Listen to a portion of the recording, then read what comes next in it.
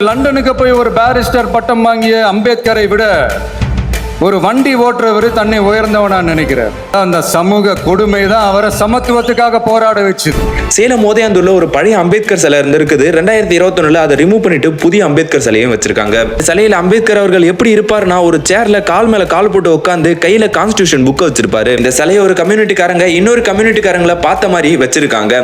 அப்பதான் அம்பேத்கரோட சிலையை நீங்க எப்படி எங்களை பார்த்த மாதிரி வைக்கலாம்னு ப்ராப்ளமே ஸ்டார்ட் ஆகுது. 2021 ஸ்டார்ட் ஆன இந்த ப்ராப்ளம் ஜாதி கலவரமா மாறிடக்கூடாதுன்னு அப்போ இருந்த ஆர்டிஓ இந்த சிலையை தகர ஷீட்டு போட்டு மூடுறாரு. இப்போ 3 நாளைக்கு முன்னாடி அந்த தகர ஷீட்டை யாரோ ரிமூவ் பண்ணிட்டு போயிடுறாங்க. அப்போ ஒரு கம்யூனிட்டிக்காரங்க இதை க்ளோஸ் பண்ணணும்னு சொல்லி போராட்டம் பண்றாங்க. அப்போ க்ளோஸ் பண்ண போகும்போது இன்னொரு கம்யூனிட்டிக்காரங்க அதை க்ளோஸ் பண்ணக்கூடாதுன்னு போராட்டம் பண்றாங்க. போராட்டத்துக்கு நடுவில் யாரோ கல்ல விட்டு இருந்திருக்காங்க. இதனால போலீஸ் மக்கள்னு நிறைய பேருக்கு அடிபட்டு இருக்குது. இதனால பெரிய ப்ராப்ளம் ஆகிடக்கூடாதுன்னு போலீஸ் தடியடி நடத்தி 15 பேரை அரெஸ்ட் பண்றாங்க.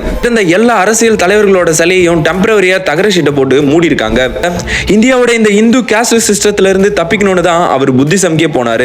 ஆனா அவரை நம்ம ஜாதி தலைவரா மாத்தி வச்சிருக்கிறோம். இந்தியாவோட சட்ட புத்தகத்தை எழுதின மனுஷனை நம்ம ஜாதி தலைவரா மாத்தி வச்சிருக்கிறோம். மக்களுக்காக போராடின தலைவர்களை நம்ம ஒரு ஜாதிக்கும் ஒரு தலைவர்களை பிரிச்சு வச்சிருக்கிறோம். எல்லா மக்களுக்காக போராடின ஒரு சமமான தலைவர்கள். எல்லா மக்களும் சமந்தாங்கிறத இன்னும் 100 வருஷம் ஆனா கூட யாருமே புரிஞ்சுக்க மாட்டாங்க போல.